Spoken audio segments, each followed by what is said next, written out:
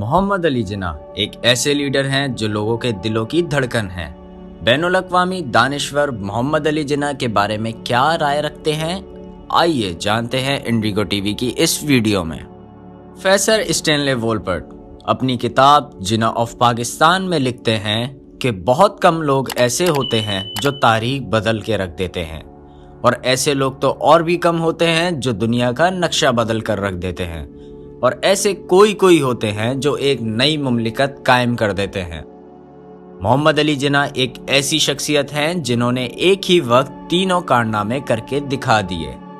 25 دسمبر سن 1876 کو وزیر مینشن کراچی میں پیدا ہونے والا ایک بچہ جس کا نام محمد علی جناح رکھا گیا۔ محمد علی جناح اپنی 7 بہن بھائیوں میں سب سے بڑے تھے۔ ان کا شمار بچپن سے ہی ذہین مگر شرارتی طالب علموں میں ہوتا تھا۔ انہوں نے اپنی تعلیم کا آغاز ممبئی میں گوکل داس پرائمری اسکول سے کیا اور اس کے بعد سندھ مدرسۃ الاسلام سے تعلیم حاصل کی۔ 16 سال کی عمر میں میٹرک کا امتحان پاس کیا اور سن 1892 میں محمد علی جناح برطانیہ کے Graham shipping and trading company سے منسلک ہو گئے، جو ان کے خاندانی کاروبار سے بہت گہرا تعلق رکھتی تھی۔ برطانیہ جانے سے پہلے آپ نے اپنی والدہ کی مرضی سے ایمی بائی سے شادی کر لی، مگر یہ شادی تا دیر قائم نہ رہ سکی اور ان کے برطانیہ جانے کے 6 ماہ بعد ایمی جناح کا انتقال ہو گیا۔ لندن جانے کے کچھ عرصے بعد انہوں نے نوکری ترک کر دی۔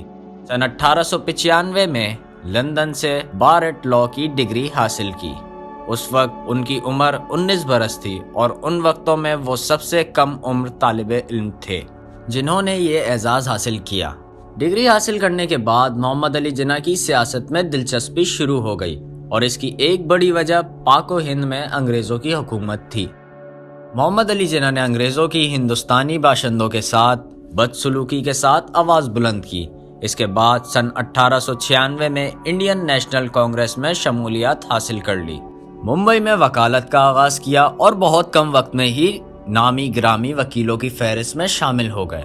سن 1905 میں ایک وکیل کی شہرت حاصل کرنے پر معروف ہندوستانی رہنما بال گنگادھر کی توجہ محمد علی جناح کی جانب ہوئی، اور اسی طرح 1905 میں بال گنگادھر نے محمد علی جناح کی خدمت بطور دفاعی مشیر قانون حاصل کر لی۔ پہلی جنگ عظیم کے دوران محمد علی جناح نے دیگر ہندوستانی ترقی پسندوں کے ساتھ برطانوی حکومت کی حمایت کی کہ شاید اس طرح ہندوستان کو سیاسی آزادی حاصل ہو سکے، مگر ایسا نہ ہوا۔ گاندھی کی ہندو پرست پالیسیز نے محمد علی جناح کو کانگریس چھوڑنے پر مجبور کر دیا۔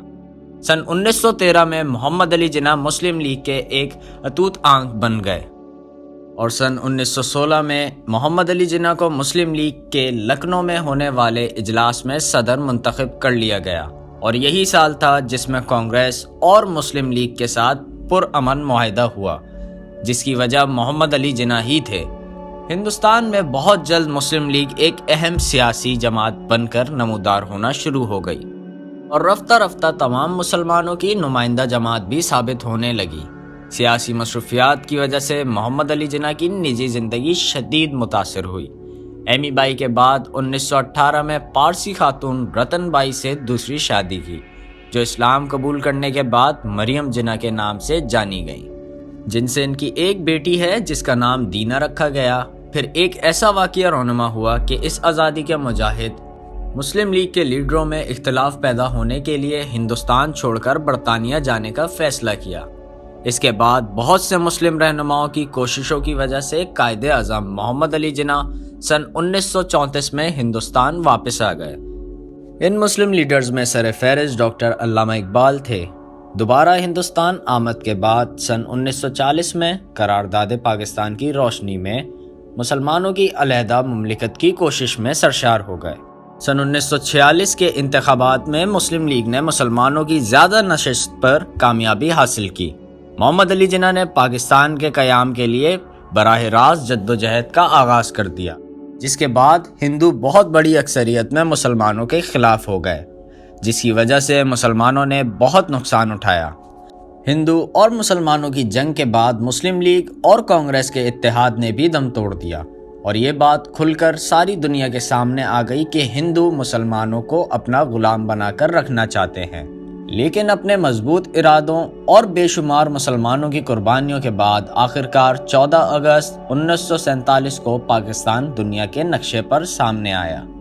اس ساری کامیابی کا سہرا محمد علی جناح کے سر پر تھا، جنہیں اب ہم قائد اعظم محمد علی جناح یا بابائے قوم کے نام سے جانتے ہیں۔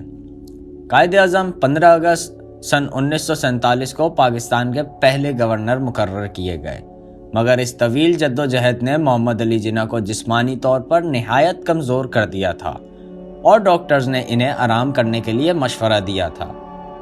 آپ کچھ دن کے لیے زیارت چلے گئے اور وہاں کچھ دن قیام کرنے کے بعد آپ واپس کراچی آ گئے۔ قسمت کی ستم ظریفی دیکھیے، ایئرپورٹ سے گورنر ہاؤس جانے کے دوران ان کی ایمبولینس میں خرابی ہو گئی اور بالآخر 11 ستمبر سن 1948 کو یہ عظیم لیڈر اپنے بے شمار چاہنے والوں کو سوگوار چھوڑ گئے اور قوم یتیم ہو گئی۔